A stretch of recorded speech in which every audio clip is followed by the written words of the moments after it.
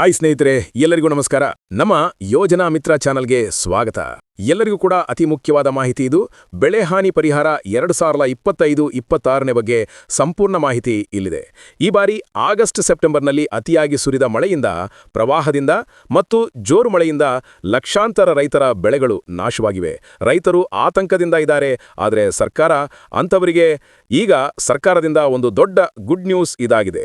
ಬೆಳೆ ಹಾನಿ ಪರಿಹಾರ ಹಣ ರೈತರ ಖಾತೆಗೆ ಜಮವಾಗ್ತಾ ಇದೆ.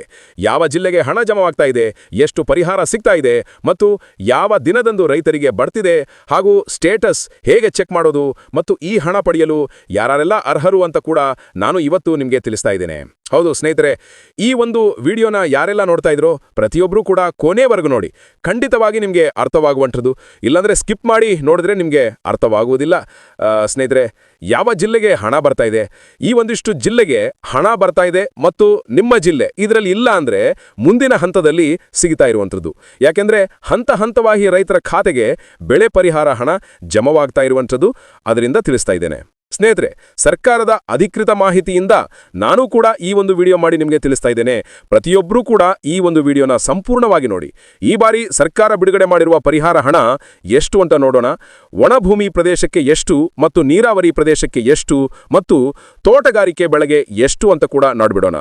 ಸರ್ಕಾರದ ಈ ಒಂದು ಹಣ ಸಿಗ್ತಾ ಇದೆ ಕೇಂದ್ರ ಮತ್ತು ರಾಜ್ಯ ಸರ್ಕಾರದಿಂದ ರೈತರ ಖಾತೆಗೆ ಸಿಗ್ತಾ ಇರುವಂಥದ್ದು.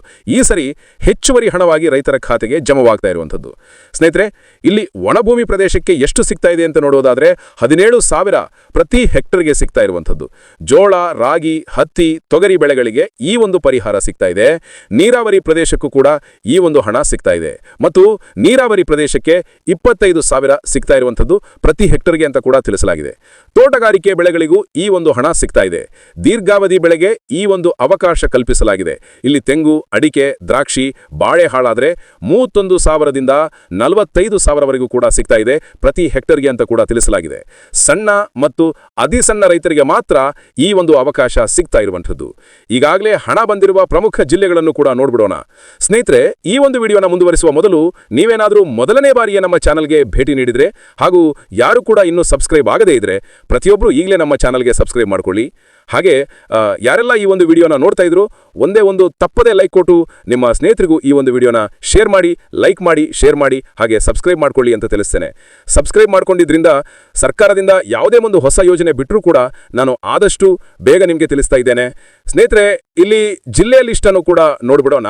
ರೈತರಿಗೆ ಈಗಾಗಲೇ ಹಣ ಬರುವ ಪ್ರಮುಖ ಜಿಲ್ಲೆಯ ಲಿಸ್ಟ್ ಇದಾಗಿದೆ. ಸರ್ಕಾರದ ಪ್ರಕಟಣೆ ಪ್ರಕಾರದಿಂದ ಈಗಾಗಲೇ ಹಣ ಜಿಲ್ಲೆಗೆ ಕೋಟ್ಯಾಂತರ ಹಣ ಜಮವಾಗ್ತಾ ಇದೆ. ಸ್ನೇಹಿತರೆ, ಇಲ್ಲಿ ಕಲಬುರಗಿ ಜಿಲ್ಲೆ, ಧಾರವಾಡ ಜಿಲ್ಲೆ, ವಿಜಯಪುರ ಜಿಲ್ಲೆ ಮತ್ತು ಯಾದಗಿರಿ ಜಿಲ್ಲೆಗೆ, ಕೆಲವು ಭಾಗದಲ್ಲಿ ಬಳ್ಳಾರಿ ಮತ್ತು ಬಾಗಲಕೋಟೆ, ಬೀದರ್, ಗದಗ ಜಿಲ್ಲೆಗೂ ಪಾವತಿ ಕೂಡ ಆಗ್ತಾ ಇದೆ. ಸ್ನೇಹಿತರೆ, ಇಲ್ಲಿ ಕಲಬುರಗಿ ಜಿಲ್ಲೆಗೆ ವಿಶೇಷವಾಗಿ ಹಣ ಜಮವಾಗ್ತಾ ಇದೆ.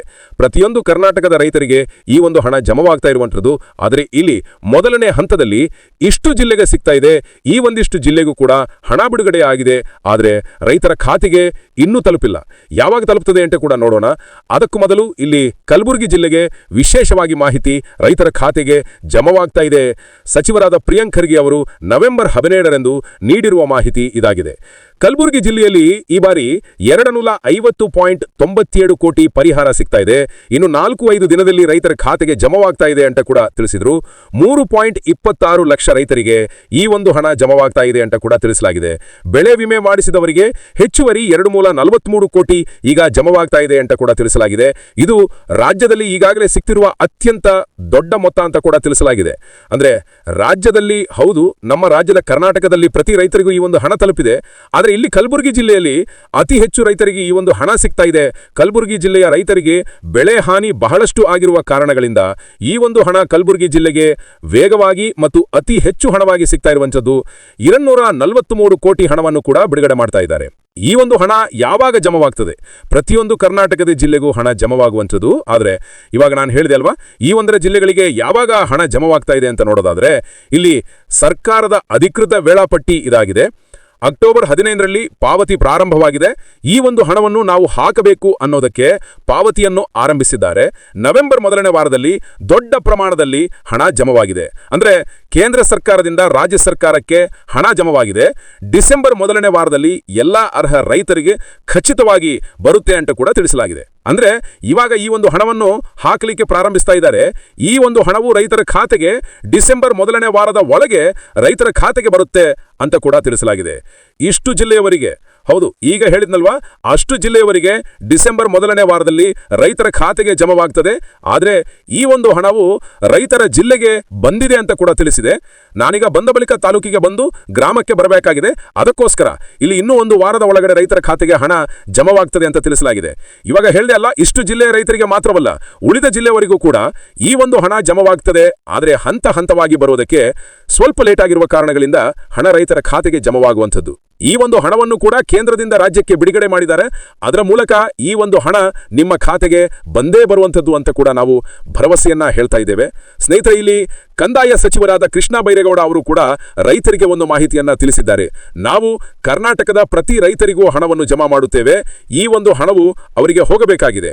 ಕಂದಾಯ ಸಚಿವರು ಇವರು ಕೃಷ್ಣ ಬೈರೇಗೌಡ ಅವರಿಗೂ ಕೂಡ ಈ ಒಂದು ಮಾಹಿತಿಯನ್ನ ತಿಳಿಸಿದ್ದಾರೆ.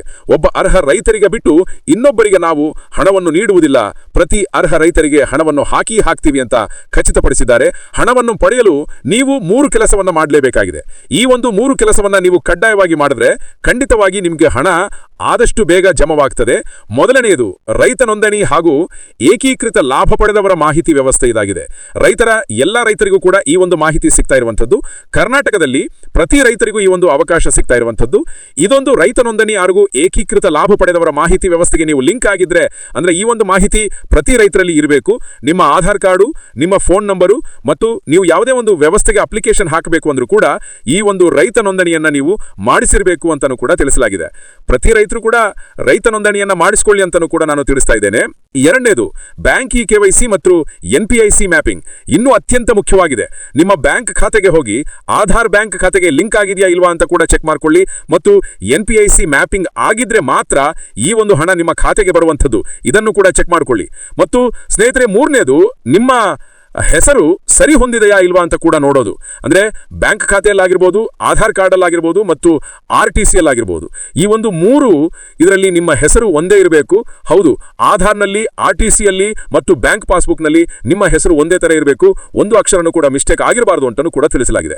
ಒಂದು ಅಕ್ಷರ ಏನಾದರೂ ನಿಮಗೆ ಮಿಸ್ಟೇಕ್ ಆಗಿದ್ರೆ ಈ ಒಂದು ಹಣ ನಿಮಗೆ ಯಾವುದೇ ಕಾರಣಕ್ಕೂ ಬರೋದಿಲ್ಲ. ಅದಕ್ಕೋಸ್ಕರ ಪ್ರತಿಯೊಬ್ಬರು ಕೂಡ ಯಾವುದೇ ತಪ್ಪು ಮಾಡಬೇಡಿ. ಈ ಒಂದು ಹಣವನ್ನು ನೀವು ಪಡೆಯೋದಕ್ಕೆ ಈ ಒಂದಿಷ್ಟು ಕೆಲಸವನ್ನು ಕಡ್ಡಾಯವಾಗಿ ಮಾಡಿದ್ರೆ ನಿಮಗೆ ಹಣ ಆದಷ್ಟು ಬೇಗ ಜಮವಾಗ್ತದೆ. ಸ್ನೇಹಿತರೆ, ಇಲ್ಲಿ ಬೆಳೆ ಪರಿಹಾರ ಹಣ ಯಾವ ರೀತಿ ಚೆಕ್ ಮಾಡಬೇಕು ಅಂತ ನೋಡೋದಾದ್ರೆ, ಇಲ್ಲಿ ಬಹಳಷ್ಟು ರೈತರು ಬೆಳೆ ಪರಿಹಾರ ಹಣವನ್ನ ನಮಗೆ ಇವತ್ತು ಬಂತ ನಾಳೆ ಬಂತ ಅಂತ ನೋಡೋರು ಬಹಳಷ್ಟಿದ್ದಾರೆ. ಅಂಥವರಿಗೆ ಇಲ್ಲಿ ಸರ್ಕಾರದಿಂದ ನಿಮ್ಮ ಹಣವನ್ನ ನೀವೇ ಚೆಕ್ ಮಾಡ್ಕೊಳ್ಬಹುದು. ನಿಮ್ಮ ಮೊಬೈಲ್ನಲ್ಲಿ ಕ್ರೋಮ್ ಆ್ಯಪ್ ಅಥವಾ ಗೂಗಲ್ ಆ್ಯಪ್ ಇರುತ್ತೆ ಅಲ್ವಾ, ಅಲ್ಲಿ ಹೋಗಿ ಪರಿಹಾರ ಕರ್ನಾಟಕ ಗವರ್ನಮೆಂಟ್ ಇನ್ ಎನ್ನುವ ಒಂದು ವೆಬ್ಸೈಟ್ ಲಿಂಕ್ ಅನ್ನ ಸರ್ಚ್ ಮಾಡಬೇಕು. ಆ ಒಂದು ಪರಿಹಾರ ಕರ್ನಾಟಕ ಗವರ್ನಮೆಂಟ್ ಇನ್ ಎನ್ನುವ ಒಂದು ವೆಬ್ಸೈಟ್ ಲಿಂಕ್ ನಿಮಗೆ ಕಾಣಿಸುತ್ತೆ. ಅದನ್ನು ಕ್ಲಿಕ್ ಮಾಡಿದ್ರೆ ನಿಮಗೆ ನಿಮ್ಮ ತಾಲೂಕು ಯಾವುದು, ನಿಮ್ಮ ಜಿಲ್ಲೆ ಯಾವುದು, ನಿಮ್ಮ ಗ್ರಾಮ ಯಾವುದು ಅಂತ ಕೂಡ ತೋರಿಸುತ್ತೆ. ಅದನ್ನು ನೀವು ನಿಮ್ಮ ಜಿಲ್ಲೆ ಮತ್ತು ನಿಮ್ಮ ತಾಲೂಕು, ನಿಮ್ಮ ಗ್ರಾಮ ಯಾವುದು ಅಂತ ಕೂಡ ಅಲ್ಲಿ ಸಬ್ಮಿಟ್ ಮಾಡಬೇಕಾಗುತ್ತದೆ. ಆದ ನಂತರ ಹೆಡ್ ರಿಪೋರ್ಟ್ ಎನ್ನುವುದನ್ನು ಒತ್ತಿ ಕ್ಲಿಕ್ ಮಾಡಿದ ಬಳಿಕ ನಂಬರು, ಆಧಾರ್ ನಂಬರ್ ಅನ್ನು ಕೂಡ ನಮೂದಿಸಿದ ನಂತರ ಡೈರೆಕ್ಟ್ ಸ್ಟೇಟಸ್ ಕ್ಲಿಕ್ ಮಾಡಿದ ತಕ್ಷಣ ನಿಮಗೆ ಜಮವಾಗುತ್ತದೆಯಾ ಇಲ್ವಾ ಅಂತ ಕೂಡ ತೋರಿಸುತ್ತೆ. ಮತ್ತು ಯಾವ ದಿನಾಂಕದಂದು ಹಣ ಬರುತ್ತೆ ಅಂತ ಕೂಡ ಅಲ್ಲಿ ತೋರಿಸಲಾಗುತ್ತೆ. ಪ್ರತಿಯೊಬ್ಬರು ಕೂಡ ಈ ರೀತಿ ಚೆಕ್ ಮಾಡ್ಕೊಳ್ಳಿ ಅಂತಾನೂ ಕೂಡ ನಾನು ತಿಳಿಸ್ತಾ ಇದ್ದೇನೆ. ಸಹಾಯಕ್ಕಾಗಿ ಸಂಪರ್ಕಿಸಬೇಕಾದ ಹೆಲ್ಪ್ ಲೈನ್ ನಂಬರ್ ಅನ್ನು ಕೂಡ ಸರ್ಕಾರ ನೀಡಲಾಗಿದೆ. ಸ್ನೇಹಿತರೆ, ಈ ಒಂದು ವಿಡಿಯೋ ತುಂಬಾನೇ ಇಂಪಾರ್ಟೆಂಟ್ ಆಗಿರುವ ಕಾರಣಗಳಿಂದ ನಾನು ನಿಮಗೆ ಹೇಗೆ ಒಂದು ವಿಡಿಯೋ ಮಾಹಿತಿಯನ್ನ ತಿಳಿಸ್ತಾ ಇದ್ದೆ. ಬೆಳೆ ಪರಿಹಾರ ಹಣ ಇನ್ನೂ ತಡವಾಗ್ತಾ ಇದೆ. ಇವತ್ತು ಹಣ ನಮಗೆ ಬರುತ್ತಾ ಬರೋದಿಲ್ವಾ ಅನ್ನೋ ಒಂದು ಸಮಸ್ಯೆ ಇದ್ರೆ ನೀವೇನ್ ಮಾಡಬೇಕು ಅಂದ್ರೆ, ಇಲ್ಲಿ ಹೆಲ್ಪ್ ಲೈನ್ ನಂಬರ್ ಅನ್ನು ಕೂಡ ನಾನು ನಿಮಗೆ ನೀಡಿರ್ತೇನೆ. ಈ ಒಂದು ಹೆಲ್ಪ್ ಲೈನ್ ನಂಬರ್ಗೆ ನೀವು ಕರೆ ಮಾಡಿದ್ರೆ ಅವ್ರು ನಿಮಗೆ ಯಾವುದೇ ಒಂದು KYC ತೊಂದರೆ ಏನು ಅಂತ ಹೇಳ್ತಾರೆ, ಮತ್ತು ಏನಾದರೂ ಸರಿ ಇಲ್ಲ ಅಂದ್ರೂ ಕೂಡ ಹೇಳ್ತಾರೆ, ಮತ್ತು ಯಾವಾಗ ಹಣ ಬರುತ್ತೆ ಅಂತ ಕೂಡ ತಿಳಿಸ್ತಾರೆ. ಈ ಒಂದು ನಂಬರ್ಗೆ ನೀವು ಕರೆ ಮಾಡೋದ್ರಿಂದ. ಸ್ನೇಹಿತರೆ, ಇಲ್ಲಿ ಯಾವ ನಂಬರ್ ಅಂತ ಹೇಳ್ತೇನೆ, ನೋಟ್ ಮಾಡ್ಕೋಬೇಡಿ. 1